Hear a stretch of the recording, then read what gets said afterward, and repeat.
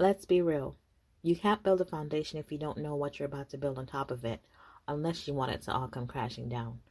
Online Business Chronicles, Chapter 4. Welcome to the Online Business Chronicles podcast. This is a limited series podcast for new or aspiring entrepreneurs, service providers, and coaches like you who are ready to dive deep into the online business space. This podcast has all the information, motivation, and inspiration that you need to get started with actionable steps that will take you from beginning to writing your next chapter in business. So show up with all that you have to offer and all that you bring to the table each podcast episode. Everything that you've worked for, thought of, dreamed of has led you to this. So let's get you ready to start your next chapter today.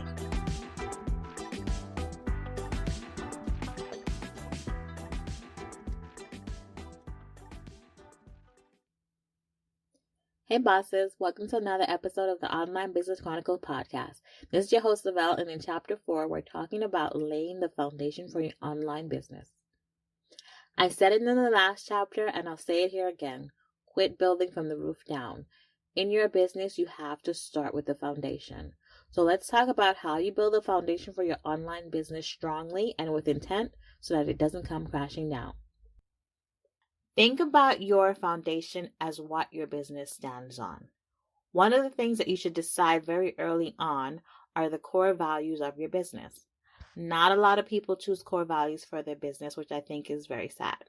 But it's these core values that you will always have to fall back on when you have to make decisions about your business, when you need to confirm if certain actions or decisions are aligned, or even when you need to check yourself, like, am I making moves that are aligned with my business's core values?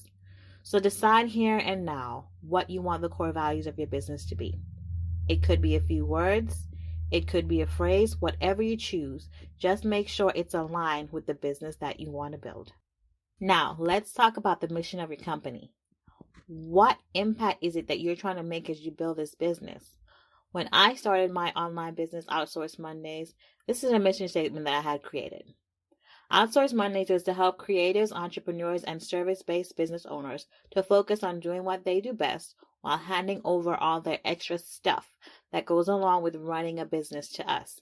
This allows them to build a business and brand that they truly envision and even scale if they desire, knowing that they have the help they need to succeed. So when you think about your mission, it may help you to think about who do you want to serve? What outcomes do you want them to have? How are you going to help them get there? It doesn't have to be as long as mine, but you get the idea. You want people to know at the gate what the purpose of your business is. And you can do that by creating a mission statement that gives them all of that in one or two phrases. Next, let's talk about the vision. What is it that you want your online business to look like? It may not look like this starting out, but think about where you want it to grow. Thinking about where or how you want it to grow allows you to make decisions that aren't going to put you into a box. For example, if you see yourself managing a small team in the future, you would start out building systems in your business that makes it easier for these future team members to be able to step in and step into that role. A lot of solopreneurs don't do that, especially starting out. But if your goal or your vision isn't to remain a solopreneur for the foreseeable future, you have to create the system or process that supports that. That includes not hoarding all of the information in your head. That means documenting steps, documenting processes, laying the foundation for roles that you expect someone else to fill in the future. Now, let me be clear here. That doesn't mean that you will dictate how someone else may come in to fill a role that supports you. Everyone has their own style and flair, and sometimes their steps may work better than yours because you're hiring them for their expertise. But it also means that when they come into your business, they aren't coming in blindly to a non-existent process. There is something there for them to start with as they grow and build with you. Okay? Lastly, let's talk about your business goals. Now, goals is something that may change every year or every few years. But initially, when you're starting your business, you should have some goals to move the business and the vision forward. And with those goals, you should be creating a plan that will allow you to achieve those goals. Does that mean you'll never have to pivot? No. But it also means that you're not wandering aimlessly waiting for something to happen for your business.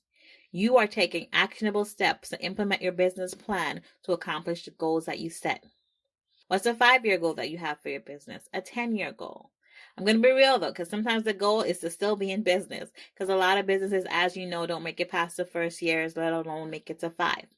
But that's the point of building this foundation.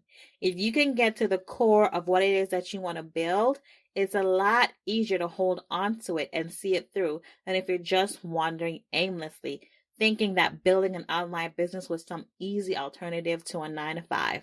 Trust me, it's not. It's not for the faint of heart, and we'll talk about mindset in a later episode chapter. But you truly need to build an online business foundation that supports you and what you want your business to stand on for years to come. All right, so now it's time to get in action. So where my action takers is your time, right? So here are your 4 action steps for OBC chapter 4. Now, I'm going to give you 4 just because it's chapter 4 too. So number 1, define your core values. Number 2, create a mission statement. Number 3, write out the vision for your online business. And number 4, create and set your initial business goals. All right, so my go-getters, you already know the deal. Your bonus assignments are in your inbox if you want to take it even a step further, because I know that you are committed to creating a lasting online business that will be here for years to come. If you're not signed up as one of my go-getters, check for the description in the comments. And I'll close chapter 4 with this. You can't build a great building on a weak foundation. You must have a solid foundation if you're going to have a strong superstructure. And that's said by Gordon B. Hinckley. And I say to that, building a foundation that lasts starts with the mind of the builder and the plans that they lay. And you can quote me on that. I'll talk to you in the next chapter. That concludes Online Business Chronicles, Chapter 4. Thanks for listening to the Online Business Chronicles podcast. I'll see you in the next chapter.